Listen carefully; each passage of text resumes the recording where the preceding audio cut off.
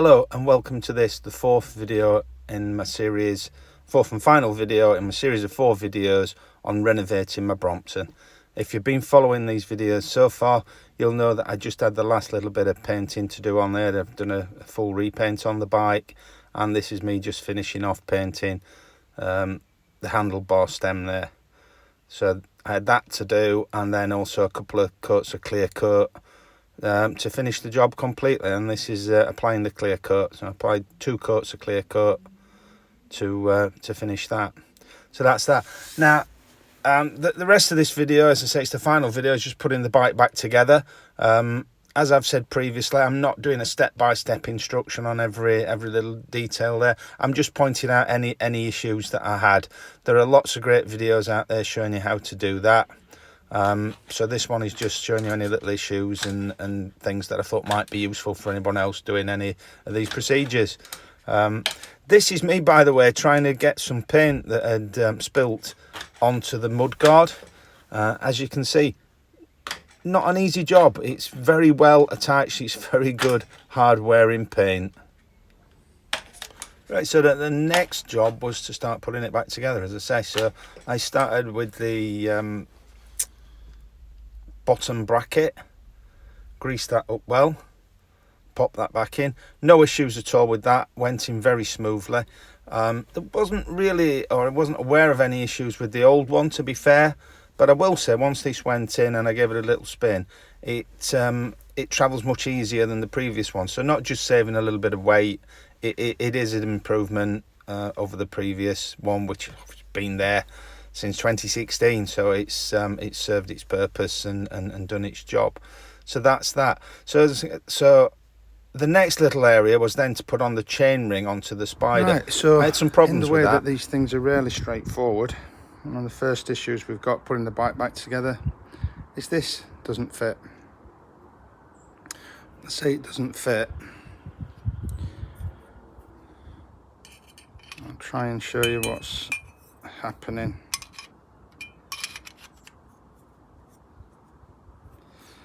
Now, and that slot's on there, these 2 are in and these 2 are not. See the gap there? Okay. And what I think the problem is on here where the casting's finished. There's a slight lip. Don't know if you can see that on most of these.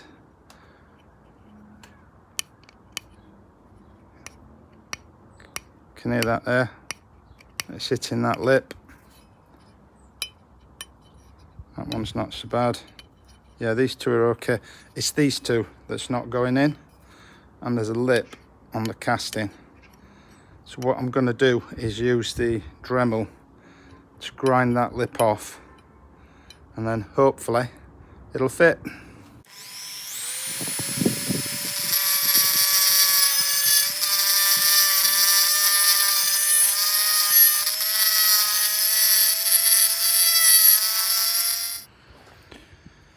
Right, so that's ground down. Let's try this.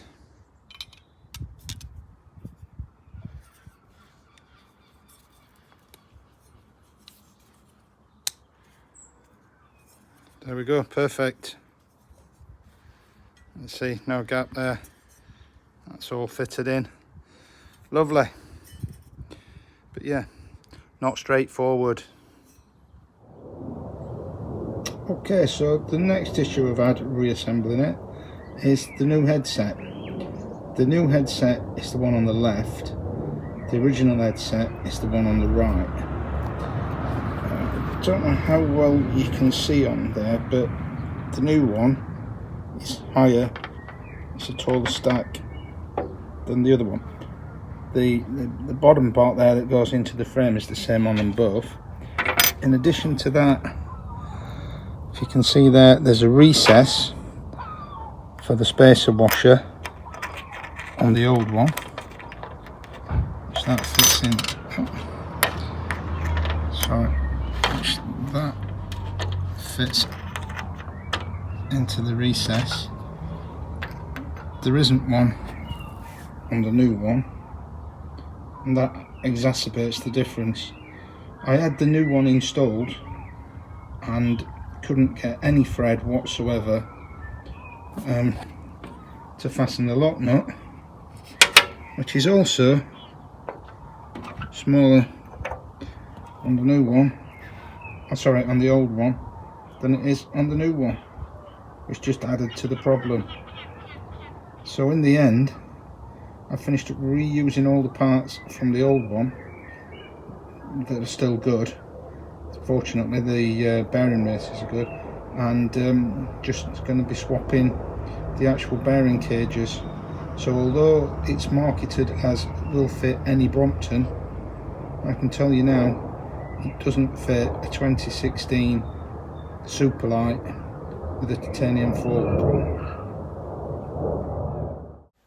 Right, so this is not a problem as such, it's just a little tip that might be useful for you if you're taking the handlebars off and replacing the handlebars on your bike at all. And that's just to screw in the retainer bolt the opposite way around that it should be, and put in a little washer on there, and that will just push that gap open. Just screw it very slightly, just a turn or two when it contacts the washer, before you flip it back round this way, which is the correct way to screw it in, and tighten it up properly. So that's just a little tip that I thought might be useful. It just pushes the spacer open a little bit more there. It makes it easier to get the handlebar in. Okay, so one little extra that I decided on, I didn't mention in the first video, is I decided, I think, while I was doing all this, I would replace all the cables, the brake cables and the gear cables. So just letting you know that I'm doing that, and this is me threading a new brake cable. Okay, so last little job to do, non-standard if you like, for the assembly was this. I've got an older version Brompton rack fitted pre-2017. The bike, remember, 2016. So the holes on the back of the rack there for the screws are threaded at 5mm, and all the new easy wheels are 6mm. So this is me re-tapping that to 6mm to allow for the slightly larger screws there. I thought it was a better option than drilling it and bolting it or whatever. So yeah, just tapping that, ready for that to go. Okay, so there we go then. One fully assembled, repainted, refurbished Brompton M6L Superlight. I'll give you a little close-up run through. I put the Cambion saddle back on. I have two saddles, the Cambion, both Brooks C17, and the Brooks leather, is it a Champion? I'm not sure what it's called now, I forget. It's B17, I think. Yep. There we go. So I've added the larger easy wheels.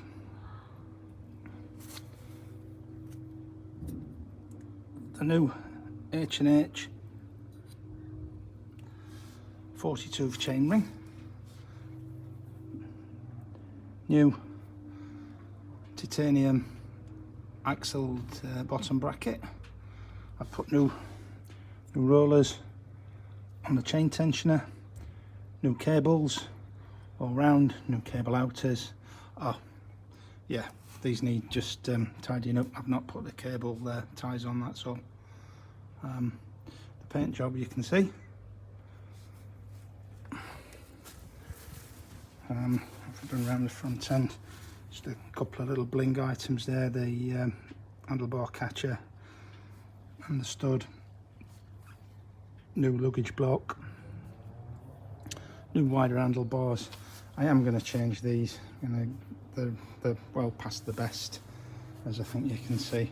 I'm going to get some grey Ergon 3s just to replace those. I think they'll look a bit more in keeping with the bike as well. So there you go. If you've followed this through, I hope you've enjoyed it. I hope it's been useful, more importantly perhaps, if you're thinking of doing any of these jobs yourself. As I said, just had a little test ride, very, very happy with it. If you've come along for the whole journey, all 4 videos, thank you very much for following me. If you've not seen the videos before, There's 3 more in this series, from how the bike was initially through to this finished item. So there we go. Thanks for tuning in. My next job is to get this loaded up and get off on a little overnight camp. I'm well overdue that, so my next video should be a little overnighter with the bike on the new setup to give it a good proper thorough testing. Thanks again for watching. Hope to see you next time.